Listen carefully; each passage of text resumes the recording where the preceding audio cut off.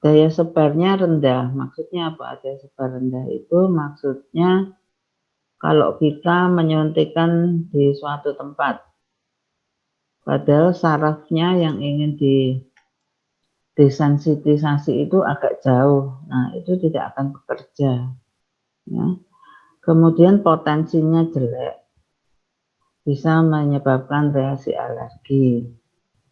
Berikutnya, golongan amida, ya, hanya golongan amida, lidokain HCl. Ini lebih banyak digunakan, dia onset of action-nya cepat, lama bekerjanya sedang, ya, sampai mencapai 60 menit, kekuatan penyebaran baik, ya. Ini maksudnya agak jauh-jauh dikit dari sarafnya, dia masih ngefek gitu ya, masih bekerja.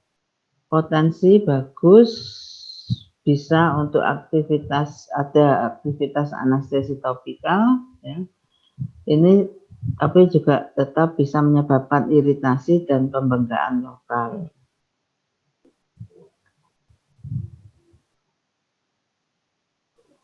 Nah, secara keseluruhan anestesi kebidanan itu ini ya, pembagiannya ya, ada lokal, blok garis ya, regional. Regional itu ada epidural, kaudal epidural, blok L atau 7 terbalik, blok paravertebral. Blok paravertebral ini masih bisa dibedakan menjadi pendekatan proksimal dan lateral.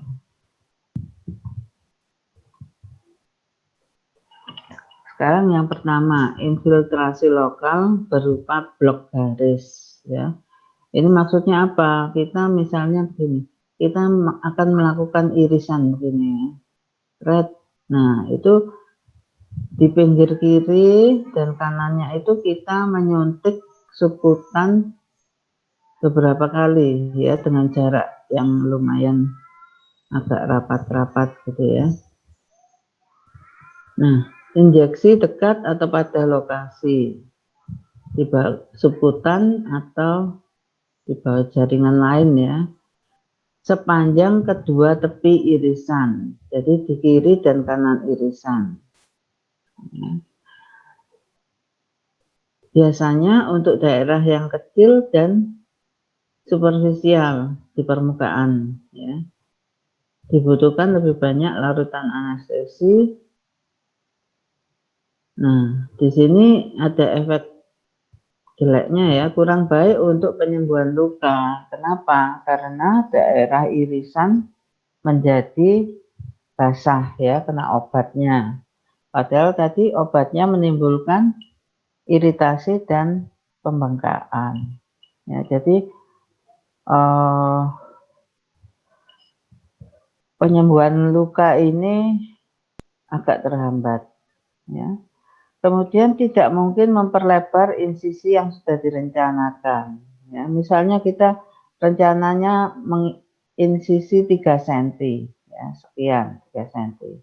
Kita sudah infiltrasi di sini, sini, sini, sini, sebelah kanannya, sini, sini, sini, sini, sini, ya. Terus tiba-tiba ternyata tidak cukup. Nggak bisa langsung diperpanjang begitu, nggak bisa ya. Jadi nggak bisa langsung digunting lagi ditambah, nggak bisa, hewannya nanti lompat-lompat ya. Jadi harus lagi ditambahi lagi di sini di bawahnya, misalnya mau dilebarkan ke bawah harus disuntik lagi di bawahnya ya. Tidak ada relaksasi otot karena kerjanya hanya lokal ya, di tempat suntikan, irisannya di sebelahnya suntikan. Anestesi tidak lengkap pada jaringan yang lebih dalam ya.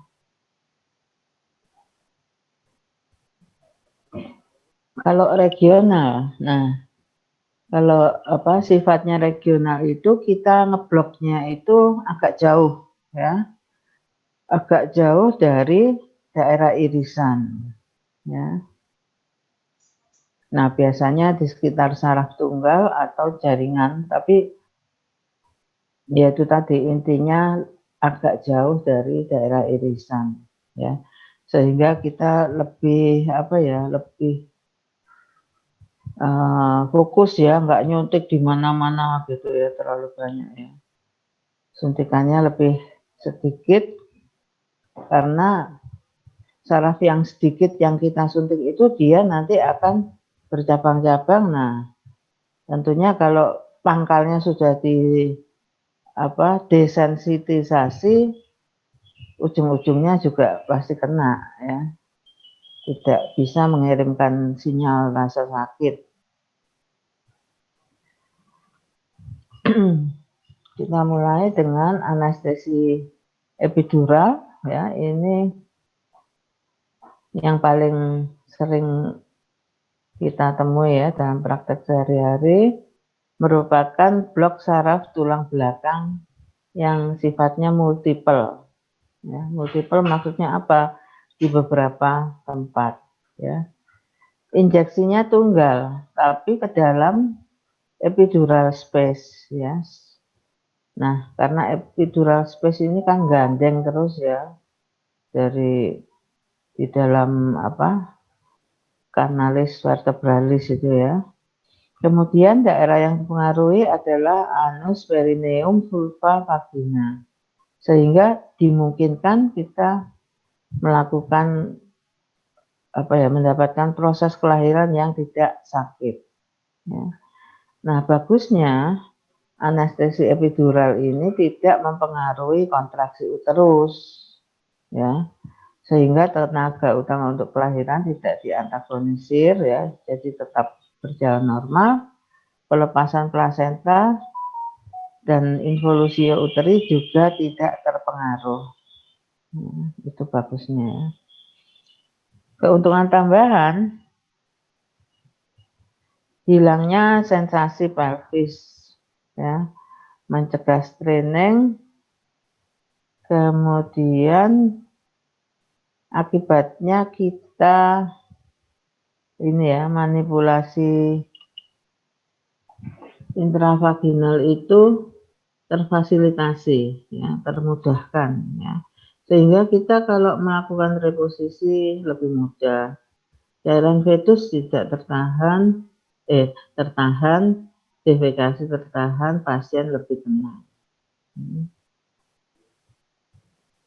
Sekarang indikasinya, anestesi epidural ini bermanfaat saat straining menimbulkan masalah. Ya. Misalnya pada prolapsus uteri, prolapsus vagina, maupun prolapsus rektum maupun vesika urinaria. Juga berguna pada saat kita melakukan episiotomi. Ya. Kemudian penjahitan vulva, perineum, ya. Kerugiannya adalah kalau kita overdosis, ya kita nggak tahu overdosis itu seberapa ya. Kan walaupun sudah ada rekomendasi dosis ya misalnya, itu kan besarnya sapi itu kan beda-beda ya. Sapi yang besarnya sama pun kapasitas kanalis vertebralisnya itu beda ya, diameternya beda, sehingga volume obat yang sama itu bisa beda ya. Yang satu disuntikan sekian ya, itu nggak apa-apa, yang lain disuntik sekian jatuh hewannya ya. Karena apa? Karena dia kebanyakan terus ke belakang, padahal di belakang itu ada saraf yang menginervasi kaki belakang ya. Jadi dia kalaupun tidak jatuh, dia pengennya rebah ya. Karena apa? Karena dia merasa kakinya lemah ya, kaki belakangnya, karena anestesi lokalnya itu sampai ke belakang.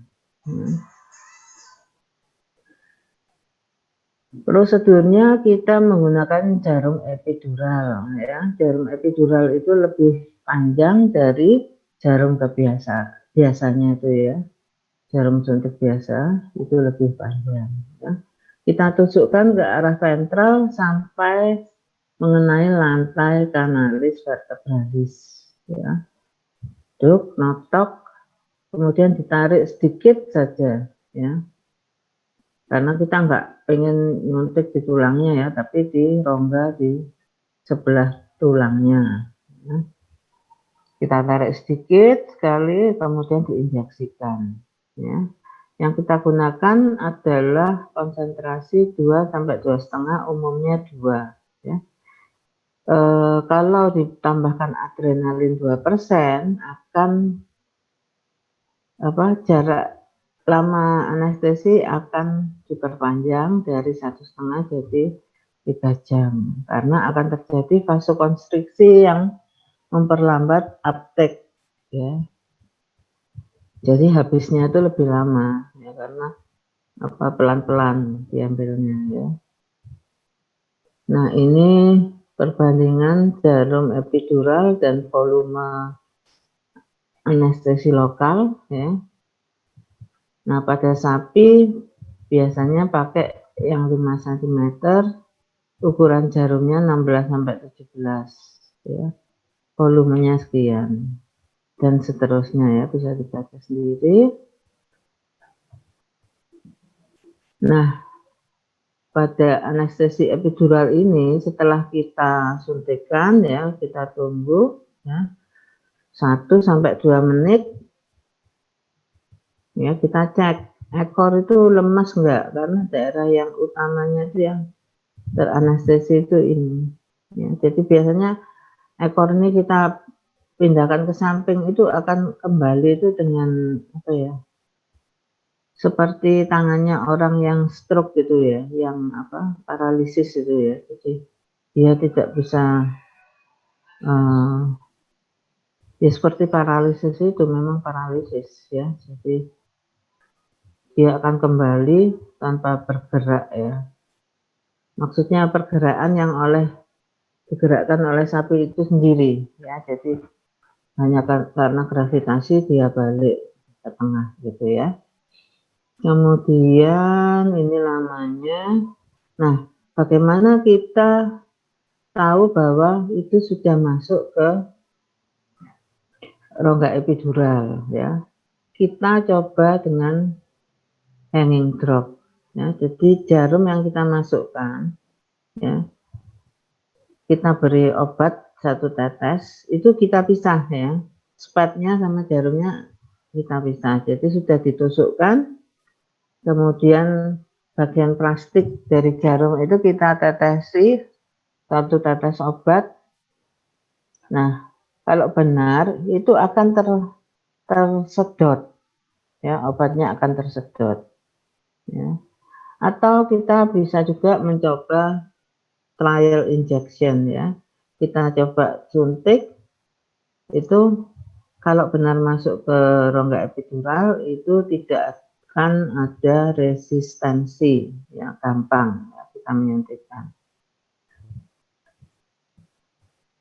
Persiapan secara umum kita mencukur, ya, kalau perlu digunting dulu, terus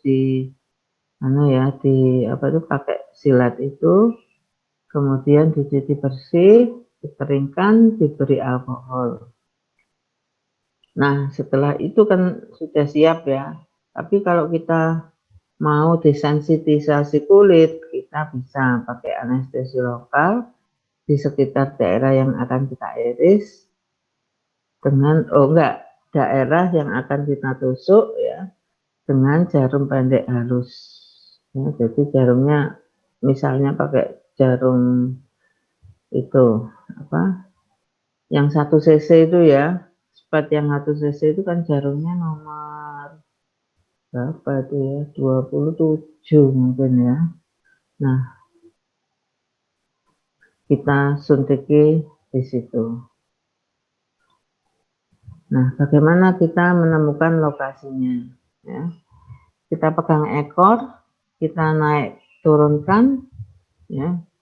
Naik turun sambil melihat ke daerah sini. Kita cari batasnya mana, yang daerah yang bergerak dan tidak bergerak, ya.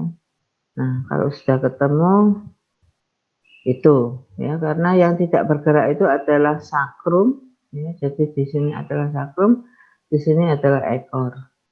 Karena apa? Karena kita akan menyuntik pada spasium sakrokoksigeal. Jadi ada space di antara sakrum dan koksige pertama.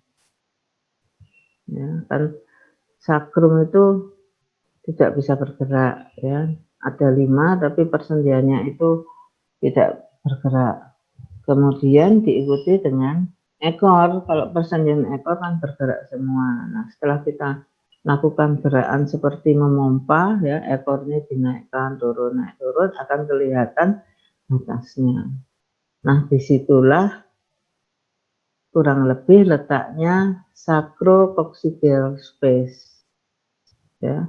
Nah, selain tempat ini kita juga bisa menyuntikkan di spasium interkoksigeal yang pertama. Jadi space di antara koksige pertama dan kedua. Ya. Nah, coba lihat ini ya. Tadi yang pertama itu di sini, di antara sakrum dan koksige pertama. Ini koksige pertama. Jadi di sini atau antara koksige pertama dan koksige kedua di sini. Ya. Nah, mencarinya kita lebih mudah di sini ya, karena ada patokannya tadi ya, di ekornya dinaik turunkan, kelihatan batasnya yang tidak bergerak dan yang bergerak di sini. Oh, itu tempatnya. Tapi celah di sini ini biasanya lebih kecil dibanding yang di sana. Jadi kalau kita mau ke sini, dari kita ketemu di sini, mundur 1 ruas ekor, nah di sini. Ya. Kemudian ini urut-urutannya ya, bisa dilihat kecil sekali ya.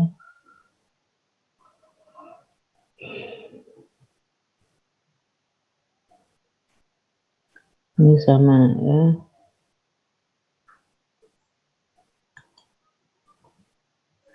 Berikutnya adalah blok. Blok ini maksudnya itu ya, kita memblok gitu ya, menghalangi. Jadi menghalangi sinyal rasa sakit tadi ya. Jadi istilahnya blok gitu ya. Blok L atau 7 terbalik ya. Kenapa kok namanya begini? Karena ini kan huruf 7 terbalik ya. 7 itu kan harusnya gini. Nah, ini gini. Atau dibilang ini huruf L terbalik, ini terbaliknya atas bawah ya. L itu kan begini sebetulnya, tapi ini di atas ini ya. Seperti itu. Nah, apa yang kita lakukan di sini ya, kita membuat dinding anestesi di ini ya, dibentukan ini dengan bentukan ini. Nah, daerah yang akan kita iris itu adalah ini ya. Kita misalnya kan mau sesar ya, kita mau sesar, kita mau mengiris di sini ya. Nah, kalian perlu tahu bahwa saraf itu dari tulang belakang itu turun dan larinya itu agak ke belakang ya. Turun dan larinya agak ke belakang. Di sini juga. Nah, ini terus bercabang gitu ya. Jadi dengan kita ngeblok di sini, seluruh syaraf yang ke sini akan kena ya. Nah, ini caranya kita menyuntik di sini sedikit ya. Jadi mirip dengan blok garis tadi ya. Tapi kalau blok garis tadi kan di pinggir-pinggir kiri kanannya irisan di sini sama di sini. jaraknya dekat sekali dengan irisan. Jadi irisannya ini basah dan ada pembengkakan ya. Karena kena suntik juga kena obatnya itu ya. Tapi ini agak jauh nyuntiknya ya. Jadi kalaupun ini bengkak atau apa ya, nggak apa-apa karena masih jauh ya dari tempat irisan. Tapi ini kalau yang sudah ahli itu ini nggak disuntik satu-satu gitu ya. Biasanya itu pakai jarum panjang, kemudian dikeluarkan sedikit, jarumnya tarik, keluarkan sedikit, keluarkan sedikit gitu ya, dan seterusnya. Terus di sini. Ya.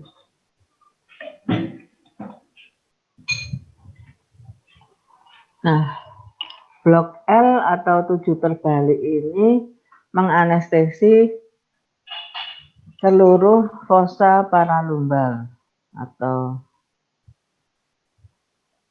fossa abdominal ya. Tidak ada larutan pada tempat insisi. Ini jarumnya, volumenya. Nah, ini mulainya ya, kurang lebih 10 sampai 15 menit. Yang ketiga, ada yang namanya blok paravertebral ya.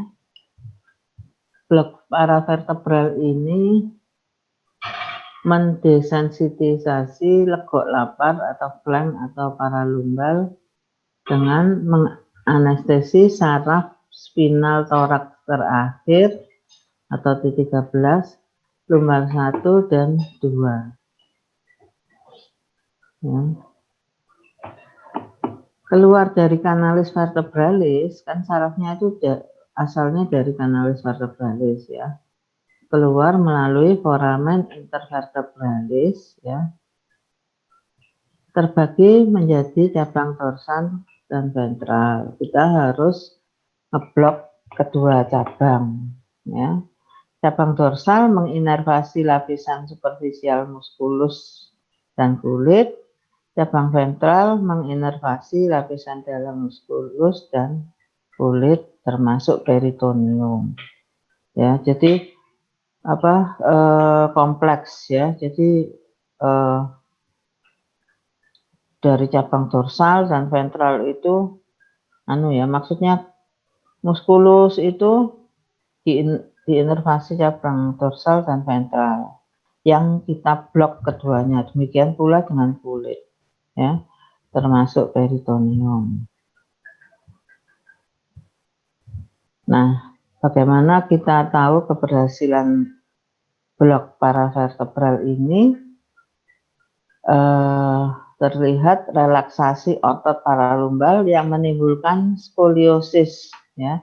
Jadi ini ya kelihatan melengkung ya. Karena daerah yang akan ini kan sudah di anestesi ya, dia relaksasi, terus tulang belakangnya ini melengkung ya, karena yang ini tidak relaksasi, yang ini relaksasi. Termasuk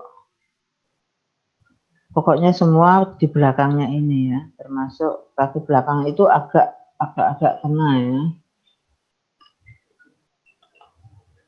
Nah, kalau kita lihat di sini ya, ini adalah tulang toraks, poste ya. Poste diikuti dengan lumbar 1, lumbar 2, 3, 4, 5, 6.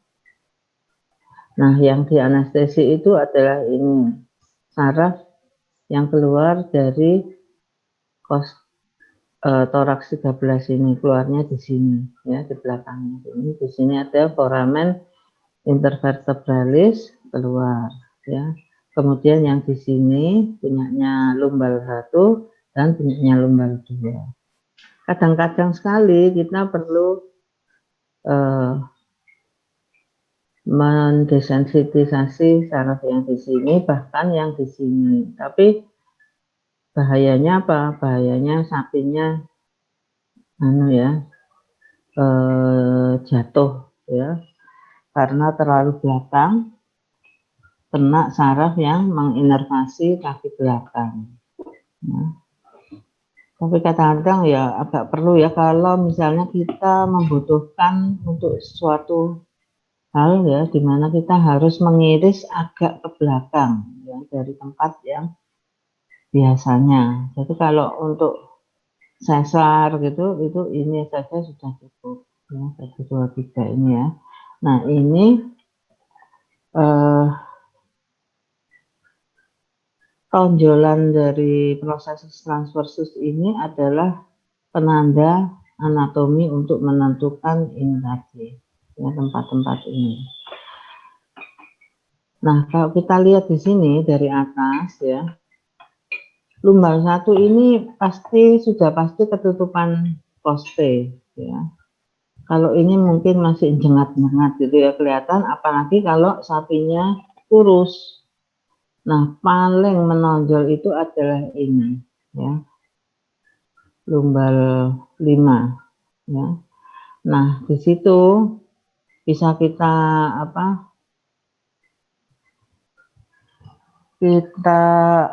tandai dengan jari tangan kita begini ya. Jari tangan kita tekuk, bisa melihat ya tangan saya ya. Kita tekuk begini, kita taruh di prosesus transversus lumbar kelima. Kita hitung ke depan 5, 4, 3, 2, 1. Biasanya nggak kelihatan tapi kita bisa kira-kira ya. Tapi ini akan sulit kalau pada sapi yang gemuk atau ototnya tebal ya. Sapi potong ya. Nah kalau kita nggak bisa menemukan ini, padahal kita kan mau nyuntik di sini ya, itu kita suntik dahulu di sini dan di sini, terus kita ukur jaraknya ini berapa ya. Terus kita contoh ke sini, jaraknya, oh jaraknya sekian, oh di sini, gitu ya. Nah ini segera setelah keluar dari foramen intervertebralis di sini ya, itu di belakangnya. Jadi ini proses transversusnya ini di belakangnya. Saraf akan langsung bercabang ya, cabang dorsal, cabang ventral. Cabang dorsal ini enggak terus ke atas semua gitu, enggak, dia ada yang naik terus ke bawah gini ya, ke kulit dan ke lapisan muskulus juga ada yang naik ya, naik ke sini. Terus cabang ventral juga demikian ya, ke kulit yang bagian bawah dan ke lapisan muskulus yang lebih dalam. Jadi dua-duanya harus diblok ya.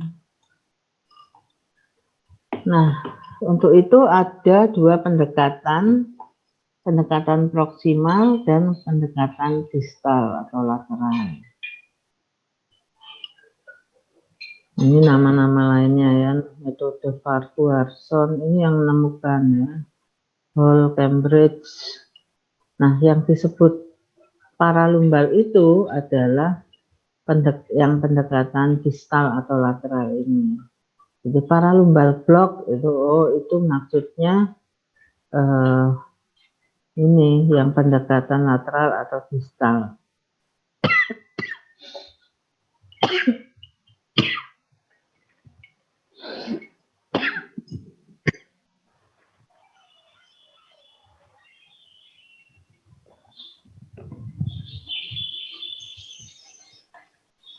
Kita teruskan. Nah, kita lihat di sini ya, ini potongan melintang pada daerah lumbal ya. Pada daerah lumbal ya, kita lihat ini bagian atasnya, ini bagian tengah ya. Ini tampak belakang ya, karena ini adalah rumennya ya, ini usus kecil. Nah, tergantung kita mau anestesi yang legok lapar kiri atau kanan ya. Kalau pendekatan proksimal itu di sini atau di sini ya. Tapi enggak di sini, sampai lewat ini ya. Lewat prosesus transversusnya ini sedikit melewati sedikit, kemudian ditarik sedikit, nanti dikeluarkan lagi. Kemudian yang pendekatan distal atau lateral itu di sini, sekitar ujungnya processus transversus gitu. Ya. Jadi di atasnya dan di bawahnya. Ini juga di atas dan di bawahnya.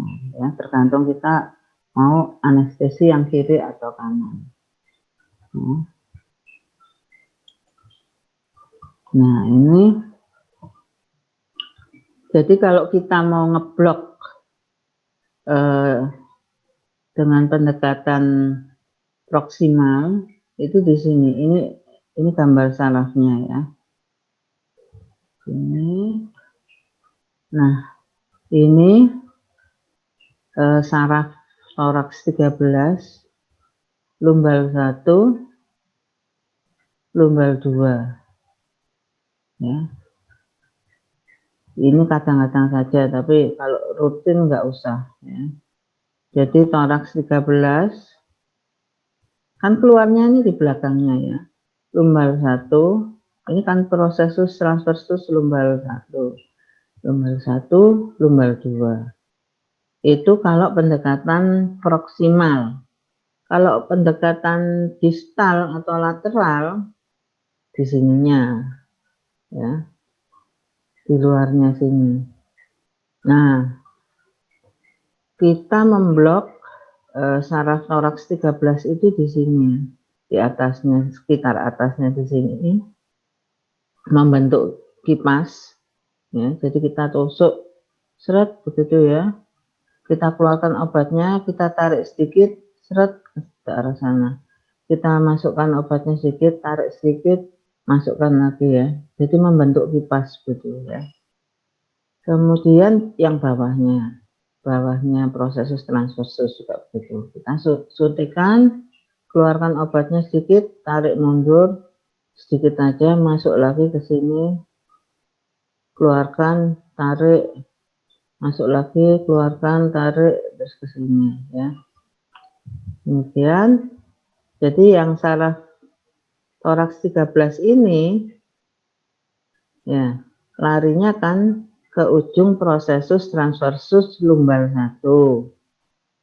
Kalau saraf yang lumbal 1 larinya ke ujung processus transversus lumbal 2. Kalau yang lumbal 2, saraf lumbal 2 larinya bukan ke 3 tapi ke 4. Ya, jadi kalau misalnya kita melakukan blok dengan pendekatan lateral, kita nyonteknya di sini, dan di sini. Ya, yang ini enggak, karena dia kan saya tadi bilang saraf itu turun ke bawah dan agak ke belakang. Ya, semakin ke arah posterior dari tubuh induk, dia semakin miring ke belakang, gitu ya. Kalau di sini kan enggak seberapa miring, tapi enggak semiring yang belakang-belakang. Tuh. Ya.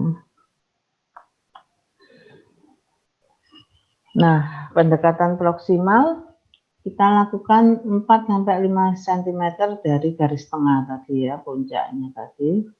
Ini garis tengah 4-5 cm kita tusuk bawah. Kita tusuk vertikal ya. Ini salah ya, ini menembus ya, lewat sedikit. Ini di sini ya, ini kan processus transversus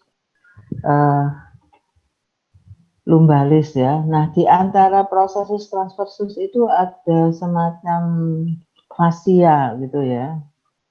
Ada semacam fascia. Nah, itu kita sampai melewati itu. Sedikit kita keluarkan obatnya ya. 10-15 cc. Kemudian kita tarik naik lagi, kita keluarkan lagi 5 cc di sini. Ya. Itu. kalau pendekatan proksimal. Nah, kalau pada kambing dan domba itu 2,5 sampai 3 cm dari garis tengah. Ya. Jadi ke kiri atau ke kanan tergantung yang kita mau blok ya, yang mau kita iris sebelah mana. Kemudian ini kalau pada kambing dan domba ya sedikit ya. Nah, kalau pendekatan lateral ini lebih mudah untuk yang belum berpengalaman, mungkin baru pertama kali nyoba gitu ya. Nah, di ujung ya, ini di ujung. Kalau tadi yang proksimal tadi kan di pangkalnya ya, ini di ujungnya ya. L1, L2 dan L4. L3-nya tidak ya, langsung L4. Pola infiltrasi berbentuk kipas, jadi sudah tahu ya. Kipasnya kita buat 2 di dorsal dan ventral. Kemudian ya sudah ya. Keuntungan dan kerugian ya.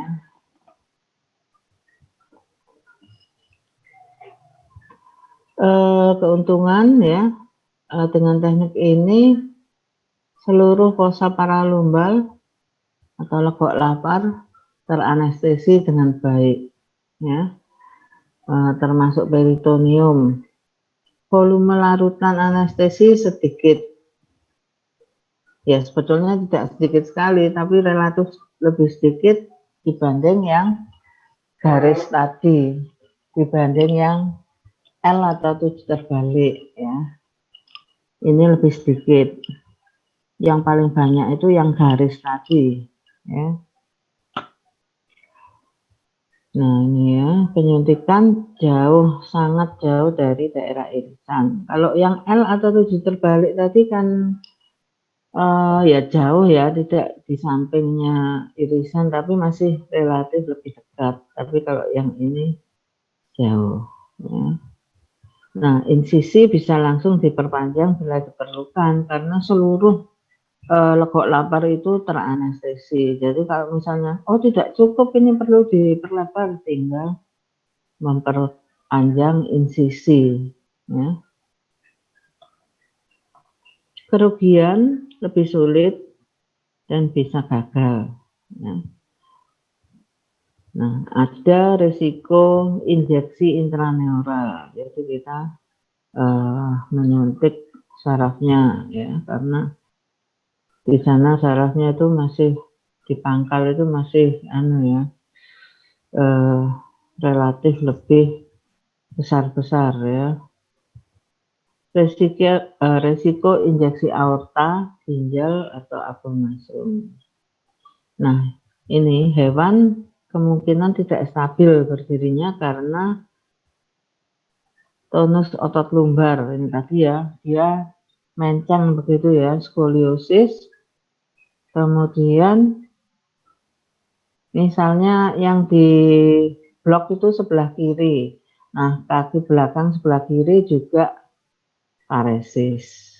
Kalau kebanyakan ya, tapi paling tidak pasti terpengaruh ya, sedikit ya. Kemudian ada vasodilatasi lapisan otot ya, yang menimbulkan perdarahan yang sedikit lebih hebat ya. Nah, ini ada yang bilang begini, karena dia skoliosis, jadi daerah yang di blok itu lebih lebar ya, menyebabkan insisi lebih sulit ditutup. Jadi seolah-olah jadi lebih mengap begitu ya. Jadi untuk nutupnya lebih dibutuhkan usaha ekstra ya. Kesulitan pencarian lokasi terutama pada hewan yang gemuk atau berotot tebal, tadi sudah saya bilang ya. Nah ini ringkasannya tadi ini dulu ya, epidural, kemudian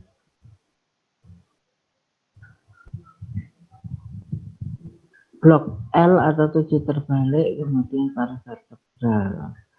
Kemudian ada lagi sebetulnya ya garis blok garis di sini, langsung di sini. Untuk anestesi sampai di sini, mungkin ada yang mau bertanya.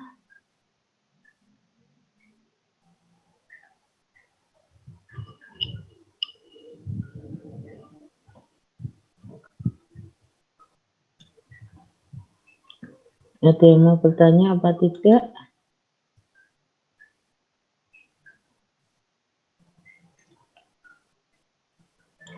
Kalau tidak ada pertanyaan, akan langsung saya lanjutkan dengan bedah sesar.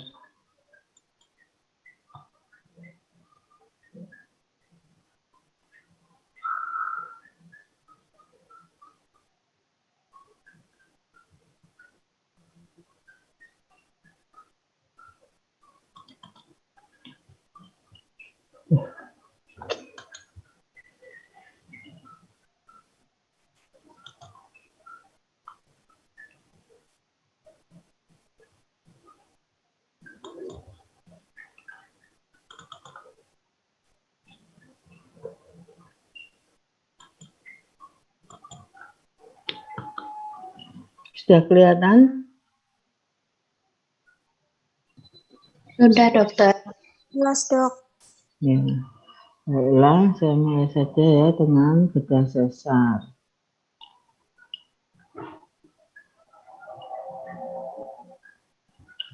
Tujuannya, ini tujuan TIU dan TIK ya, nggak usah. Kita langsung saja. Indikasinya adalah utamanya ini ya, dua ini. Secara umumnya menangani distokia dan mencegah distokia. Tuh ya. Nah, nanti bisa dipecah-pecah lagi ya. Untuk menangani distokia ya. Jadi kalau untuk menangani ini kan non elektif ya. Non elektif ini bukan pilihan, tidak direncanakan. Jadi sifatnya emergency gitu aja ya. Begitu ada kejadian, setelah kita observasi sekian lamanya, kita putuskan sesar. Nah, itu namanya non-elektif ya. Nah, ini penyebab-penyebabnya antara lain ini ya. Kemudian yang elektif ya, yang elektif ini jadi sudah kita rencanakan ya. Kita pilih ya, kita maksudnya ya memang pilihan kita ya, sudah kita rencanakan ya untuk mencegah ya, mencegah. Nah, itu kita lakukan pada sapi yang punya sejarah distokia atau sesar sebelumnya ya. Atau distokia yang sudah dapat diprediksi ya, misalnya karena predisposisi breed, contohnya pada sapi Belgian Blue ya, karena disproporsi ya, contohnya heifer yang terlalu kecil saat dikawinkan, atau misalnya kecelakaan ya, sapi kecil dikawini sapi besar gitu ya. Kemudian juga untuk pedet mahal ya, maksudnya pedet mahal ini biasanya dalam penelitian transfer embrio ya, jadi ini jadi satu ya. Jadi biasanya untuk menghindari kematian pedet ya, kan, jadi ini pedet mahal ini dalam tanda petik ya, karena dia sangat ditunggu-tunggu untuk biasanya penelitian ya. Nah, itu biasanya direncanakan setelah dihitung harinya dia akan disesar tanggal sekian gitu ya. Nah, ini pada sapi Belgian Blue ya. Nah, bedah pilihan itu tadi pada stadium pertama ya. Jadi stadium pertamanya sudah kita tentukan ya. Kita lihat pada sapi Belgian Blue ini pedetnya ini ya, sudah sekian tebalnya dagingnya.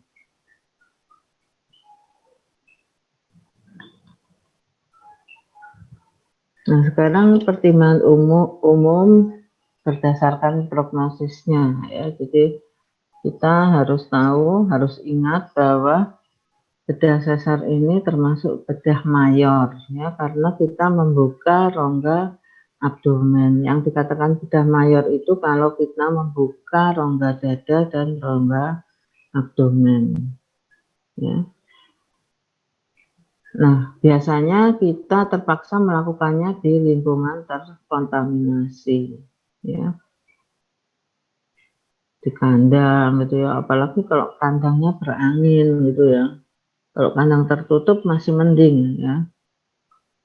Kemudian harus dilakukan secepatnya ya. Jadi setelah dicoba 15-20 menit tidak bisa, harus segera diputuskan ya, sesar atau tidak ya. Karena kalau lebih lama nanti prognosanya semakin jelek ya.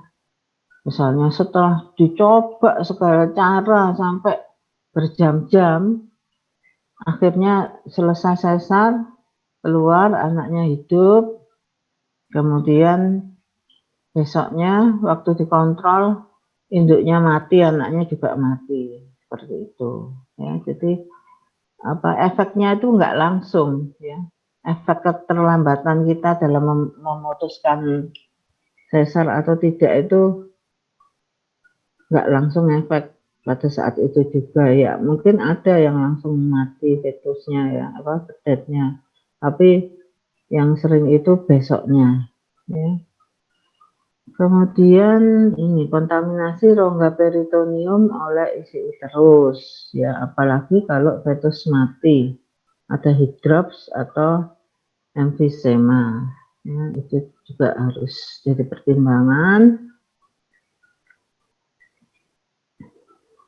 Nah, keuntungan meningkatnya peluang anak sapi hidup jika intervensi dilakukan lebih awal ya, jadi tidak menunggu sampai 2 jam, 3 jam gitu ya. Mengurangi kemungkinan komplikasi sekunder pada induk, misalnya neuropati perifer. Ini biasanya kalau induk yang terjepit sarafnya ya oleh fetus yang menyumbat ya. Kemudian kerugian lebih mahal, ini jelas ya. Resiko komplikasi bedah dan pasca bedah termasuk kematian. Dapat mengurangi kesuburan induk selanjutnya. Ini biasanya karena adanya adesi, ya, perlekatan. Ya.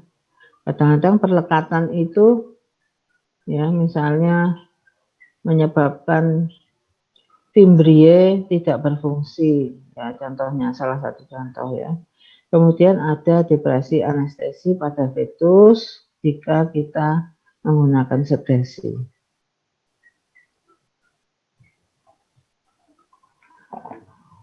Nah, site of incision ini maksudnya tempat kita melakukan insisi ya. Ada 2 pilihan ya, ada yang di sublumbar, di legok lapar itu hewannya berdiri, atau di ventral. Ventral atau ventrolateral ya. Jadi ventral ini pas di tengah di linea alba itu, kalau ventrolateral agak lebih ke lateral daripada yang ini ya. Jadi di bagian ventral tubuh induk itu ada sepasang vena ya yang besar gitu ya. Nah, di antara vena itu dan linea alba itulah tempat kita melakukan kalau kita memakai pendekatan ini ventrolateral. Nah, di sini diperlukan sedasi ya, pengikatan. Nah, karena hewannya berbaring, tekanan intraabdominal meningkat, biasanya timbul timpani dan ada regurgitasi isi rumen. Ya. Regurgitasi kalau keluar nggak apa-apa, kalau masuk ke saluran nafas ya itu yang menjadi masalah. Ya. Nah, sekarang sebelah mana? Ya. Sebetulnya tidak masalah ya terkait yang bunting itu kornea kiri atau kornea kanan. Ya. Sama saja karena kornea yang tidak bunting tidak terlalu besar ya, walaupun di situ juga ada plasentanya ya, tapi semuanya lebih kecil ya, plasentumnya juga kecil-kecil gitu ya. Kemudian permasalahannya ini ya, kalau di sebelah kanan ada usus kecil ya. Usus kecil ini kalau terburai keluar itu dimasukkan sebagian ya, didorong pakai tangan masuk, yang lain keluar, terburai keluar. Yang terburai keluar dimasukkan, yang tadinya di dalam keluar. Ya, jadi agak sulit. Sementara kalau kita ngambil pendekatan dari kiri, kan yang ada adalah rumen. Rumen ini cukup kita dorong sedikit ke depan, ya. Sudah gitu aja. Ya. Kemudian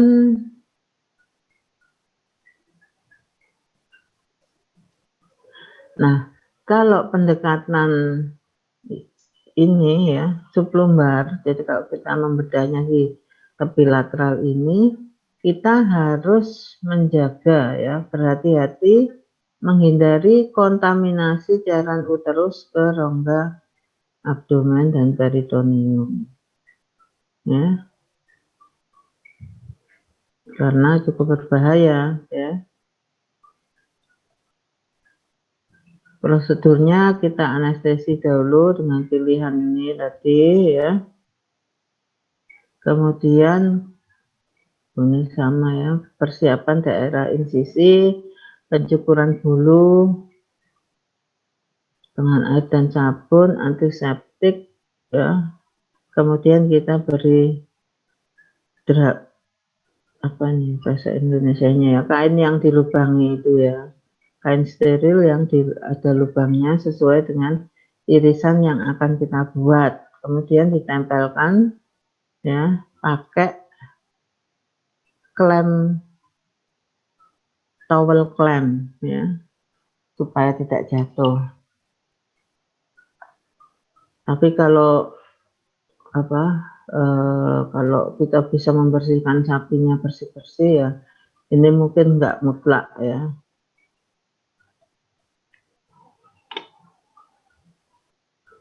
Nah, ini pendekatan paralumbal kiri ya, kita insisi dengan skalpel atau electrocauter blade.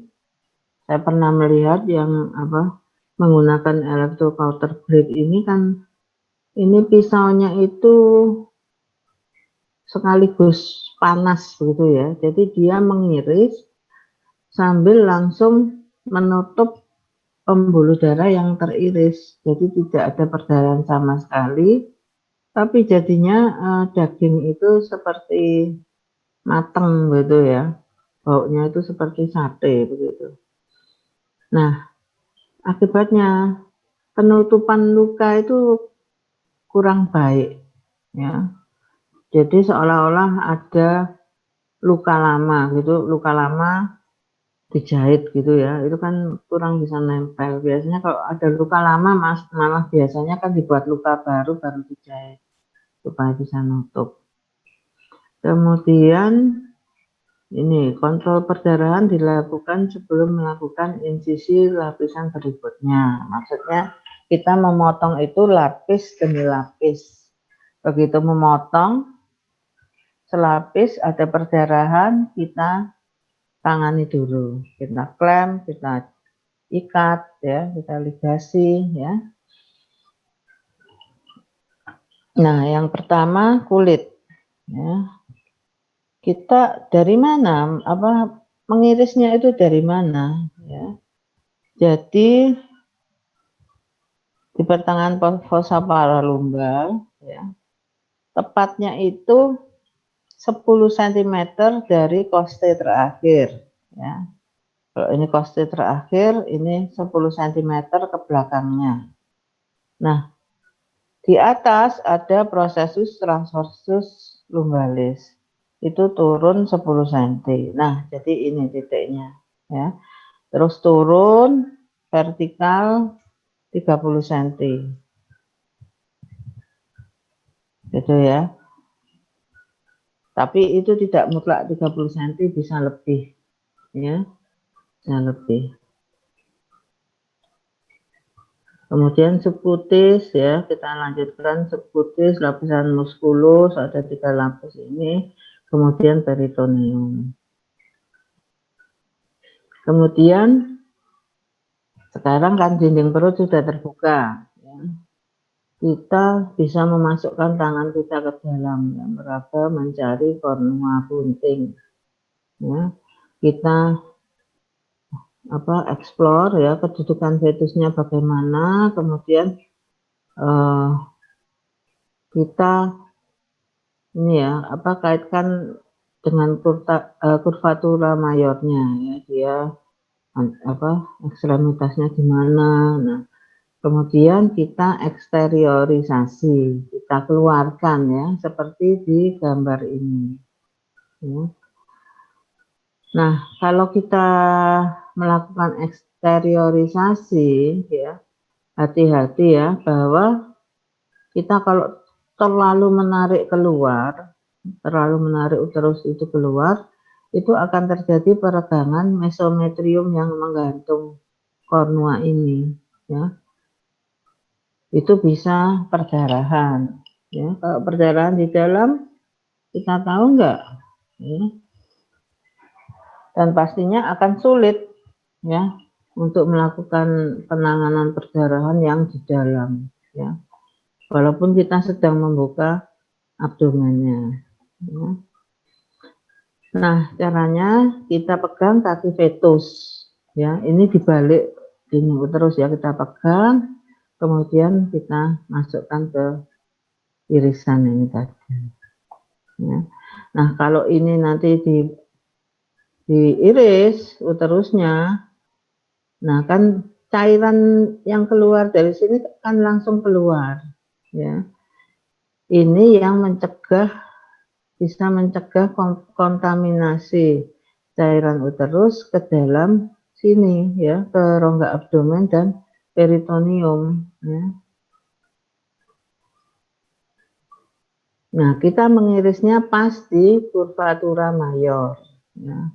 Kan tadi kita sudah periksa ya, curvatura mayor itu di sebelah mananya, kakinya atau punggungnya atau bagaimana ya, karena kita sudah ngecek kedudukan fetus.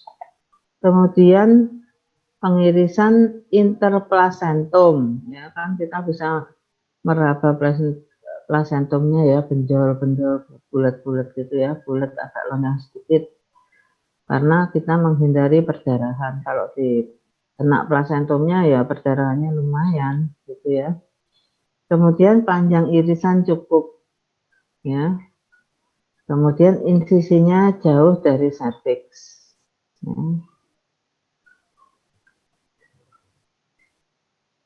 Untuk penarian kita pasang tali atau rantai yang tentunya steril ya, walaupun itu sudah di luar. Kemudian nah, asisten yang menarik ya, kita yang mengarahkan, juga kita mengawasi ya.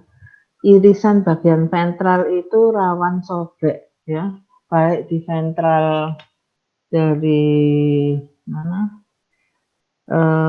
kalau di uterus itu pokoknya di ujung-ujungnya ya, juga di dinding perut tadi ya. Kalau robek, namanya robek ya pasti tidak beraturan ya, harus kita lindungi dari itu. Kalau misalnya dirasa memang benar-benar perlu, kita perbesar ya irisannya, lubangnya. Kalau dipaksa ya ini robek ya. Kemudian setelah keluar kita harus memeriksa kemungkinan adanya fetus kedua ya, karena kan kita akan malu kalau itu sudah ditutup, kemudian besoknya kita kontrol, datang kontrol, peternaknya bilang, "Dok, ada satu labi ternyata, tapi mati," gitu. Ya. Juga kita harus ini melindungi umbilikus, ya. Umbilikus kalau kita tarik ngawur ya, itu kadang-kadang putus itu sangat dekat dengan dinding perut anak, ya, jadi terlalu pendek gitu ya. Kemudian plasentanya ya. Kalau yang masih melekat ya, ada perlekatan antara karung gula dan kotiledon itu hanya beberapa, tinggal beberapa yang plasentumnya itu masih utuh, itu kita lepas saja. Kalau hanya beberapa ya. Kemudian kalau banyak ya kita tinggalkan saja ya, biarkan lepas secara alami dan lebih lengkap. Ya, karena kalau kita kupas satu-satu itu resiko perdarahan ya, yang belum lepas itu sudah kita paksa lepas ya secara mekanis ya.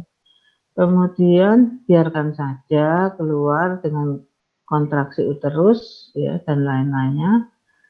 Kemudian kan ada pelepasan oksitosin endogen ya, atau yang kita berikan ya, kita suntikan oksitosin eksogen ya.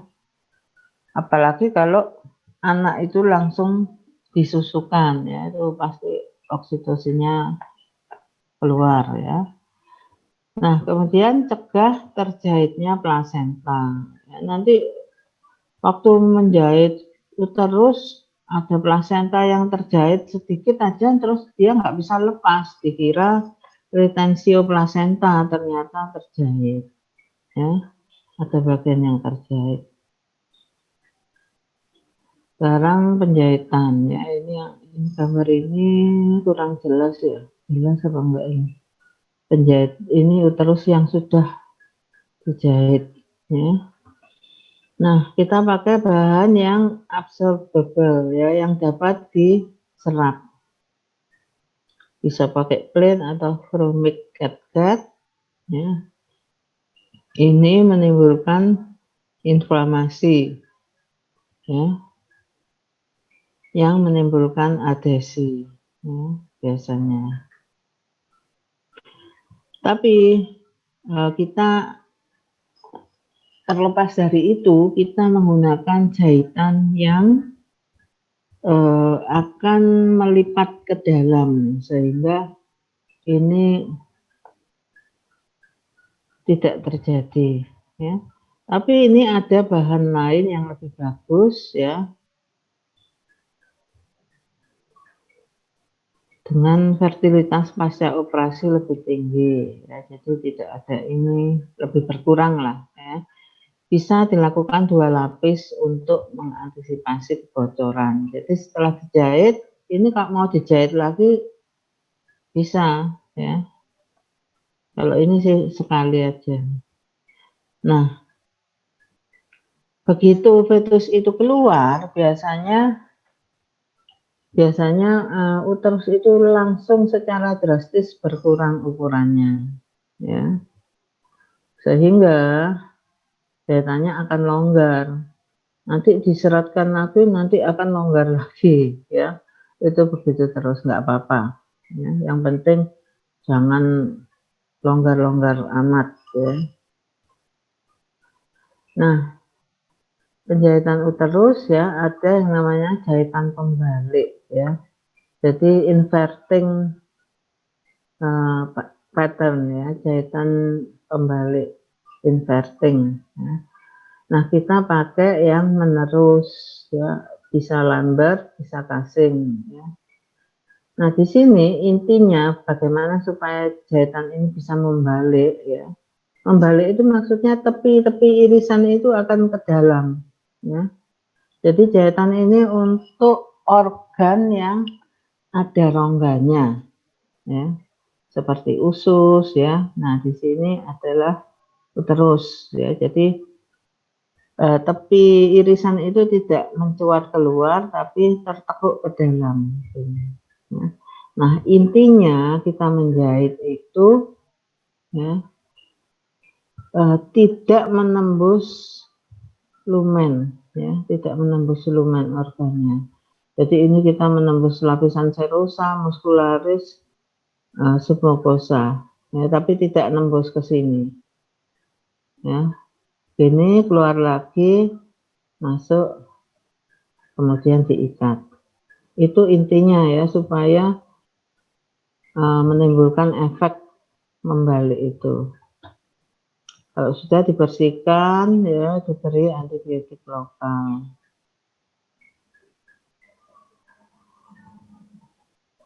Nah, ini seperti ini sebetulnya ya kurang lebih sama ya, perbedaannya antara casing dan lambert itu adalah arah penusukan oleh jarum ya. Kalau yang casing ini ya kita lihat menembus keluar di sini. Ini sejajar atau paralel dengan irisan. Kalau yang di lambert itu tegak lurus ya. Irisannya kan begini. Dia nembusnya begini. Jadi dari sini ke sini atau sini ke sini ya. Jadi tegak lurus. Tapi sama saja efeknya adalah membalik seperti ini ya.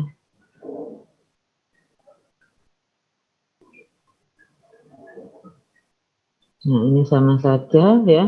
Nah, kalau sudah selesai ya, kita rapikan, kita tarik, jahitan itu tidak akan kelihatan ya.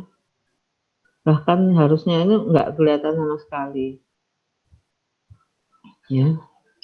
Karena dia sudah mepet dan terlipat ke dalam ya. Jadi berupa kelihatan lipatan dua bagian jaringan gini ya, melipat ke dalam. Ya kalau masih kelihatan sedikit-sedikit gitu ya, masih normal. Tapi yang bagus nggak kelihatan sama sekali. Kejadian yang mungkin terjadi selama berjalannya operasi adalah perdarahan, ya. Ruptura dinding uterus, ruptura ligamentum lata ini tadi ya. Nah, bahayanya ini di sini kan ada arteria uterina media ya, kan besar pada saat itu ya, karena apa? Karena ada ini ya, apa? Dia mensuplai uterus bunting ya, membutuhkan lebih banyak pasokan ya, sehingga arteri ini membesar ya, yang menimbulkan apa itu namanya,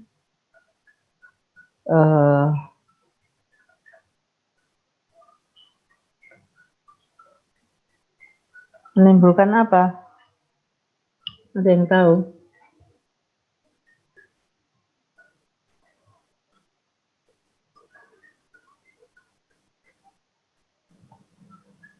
Lupa ya, kemarin nggak keluar di quiz ya.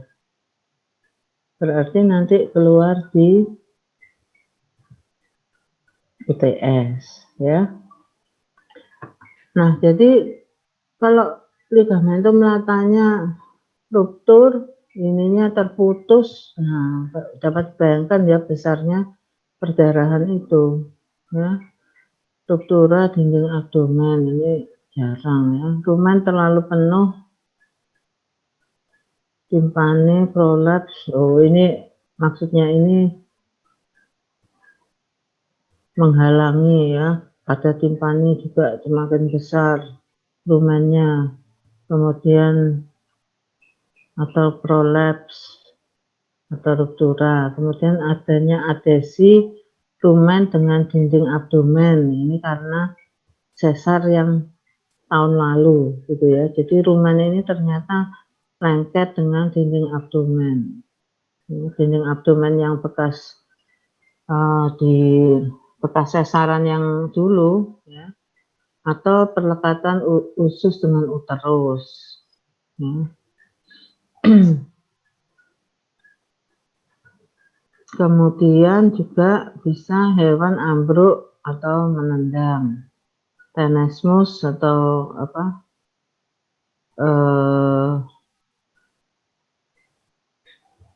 kontraksi usus ya, jadi seperti anyang-anyangan begitu. Kemudian kesulitan eksteriorisasi kornea gunting ya, jadi kita mau mengeluarkan kornea sebagian saja loh ya ini. Jadi sebagian saja asal ada yang menonjol seperti tadi ya, dan kemungkinan kontaminasi cairan dari uterus ke tepi irisan peritoneum maupun ke rongga abdomen itu bisa dihindari ya. Itu bisa sulit ya, menjadi sulit karena adanya adesi atau beratnya fetus atau cairan yang berlebihan ya, atau pengirisan yang salah letaknya ya, kurang tepat ya. Nah, sekarang problem dalam penjahitan ya. Kalau ada perobekan uterus atau dinding abdomen ya. Kan saya tadi bilang kalau dipaksa padahal nggak cukup, akibatnya robek. Nah, kalau robek kan irisannya itu tidak bersih, lukanya itu kan dedel-duel begitu ya. Nah, itu menjahitnya sulit ya. Kedua, letak insisi pada uterus terlalu kaudal, dekat dengan kafum pelvis ya, misalnya di sini ya. Di sini ini irisan di uterusnya. Ini adalah irisan di dinding abdomen. Begitu fetus keluar, ini langsung involusio ya, berkurang. Nah, akhirnya dia di sini ya. Misalnya kita tadi ngirisnya di sini ya. Terus karena dia sudah involusio jadi maju ke sini. Kita akan kesulitan menjahitnya. Ya. Nah, ini kadang-kadang ada yang mengantisipasi dengan pemberian clenbuterol HCl ya, untuk relaksasi miometrium ya. Tapi tentunya nanti involusio tertunda ya. Kemudian tapi ini bisa diantagonisir dengan pemberian oksitosin. Ya, jadi untuk nyetop efeknya ini supaya ini mulai involusio lagi karena kita sudah selesai menjahit, nggak apa-apa diberi oksitosin.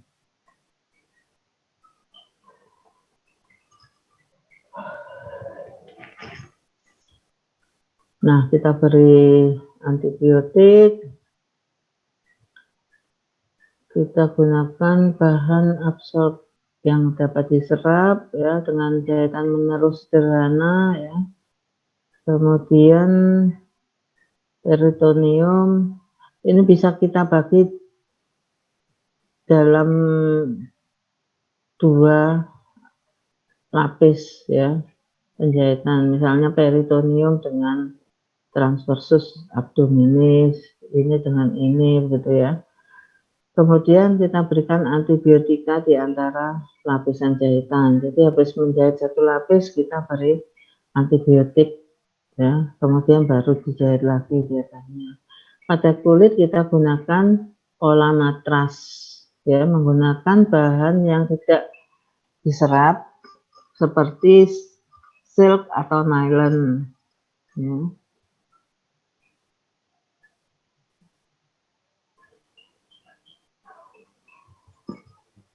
Nah, ini jahitan matras dan jahitan matras itu ada yang horizontal, ada yang vertikal.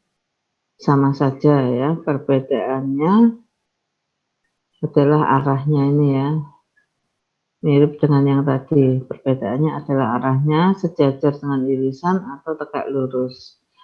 Nah, kalau yang tadi itu uterus itu ujung tepian irisan ini akan terlipat ke dalam, kalau ini sebaliknya agak menonjol keluar ya.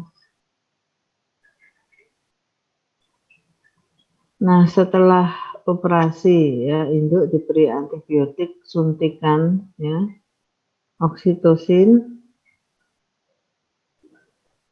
Kemudian komplikasinya ya, biasanya komplikasi insisi ya, bisa terbukanya luka atau jahitan putus, perdarahan ya, kemudian metritis, peritonitis, retensio plasenta. Jadi walaupun tidak terjahit ya, ini merupakan salah satu kemungkinan yang terjadi ya. Kemudian pada fetusnya atau bedaknya ya, umbilikus dirawat ya, diikat, diberi antiseptik. Kemudian tubuh fetus ini tubuhnya ya, dikeringkan ya. Dikeringkan itu kita gosok dengan handuk ya. Pada daerah koste ya, itu kita gosok agak keras ya, karena sekaligus untuk stimulasi pernafasan ya. Kemudian kita bersihkan cairan ataupun mukus pada hidung ya, dan langsung diperkenalkan ke induk ya, karena ini sesar ya. Ingat, kalau tidak langsung, kalau nunggu terlalu lama, induk itu tidak akan mengenali anaknya ya, karena dia tidak merasakan anaknya itu keluar dari dia nggak pernah lihat ya. Kemudian kita langsung berikan kolostrum ya. Prognosanya ya, semakin cepat kita menentukan dilakukannya bedah sesar, hasilnya semakin positif ya. Ini referensinya. Sampai di sini tentang bedah sesar, silahkan bertanya.